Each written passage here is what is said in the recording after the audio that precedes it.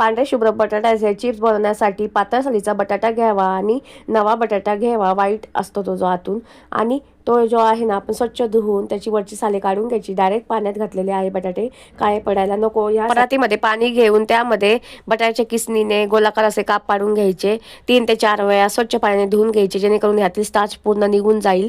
त्यानंतर एका भांड्यामध्ये हे काप घालून स्वच्छ पाणी घालायचे। 7 ते 8 वेळा तुरीचा खरडा यामध्ये फिरवायचा आणि कमीत कमी 3 तासासाठी किंवा वेळ असेल तर रात्रभर भिजवून ठेवू शकता। आता पाहू शकता तुम्ही अगदी कडक आणि अजिबात वेपर्स तुटत नाहीये। त्यानंतर आता आहे ना गॅसवर आपण 4 लिटर पाणी ठेवायचं, त्यामध्ये चवीनुसार मीठ घालायचं, मध्यम गॅस ठेवायचा आणि उकळी काढून घ्यायची। उकळी आल्यानंतर बटाट्याचे काप घालायचे, सतत हलवत आपण 7 ते 8 मिनिटे शिजवून घ्यायचे। कागद फाडतो तसे फाडले गेले पाहिजे किंवा ट्रान्सपरंट झाले पाहिजे, 70 ते 80% आपल्याला शिजवायचे आहे। त्यानंतर आपण चाळणीत काढून घेऊया आणि वाळवण्यासाठी घरातच घालायचे आपल्याला। पूर्ण व्हिडिओ या व्हिडिओच्या खाली त्रिकोणावर क्लिक करून तुम्ही पाहू शकता।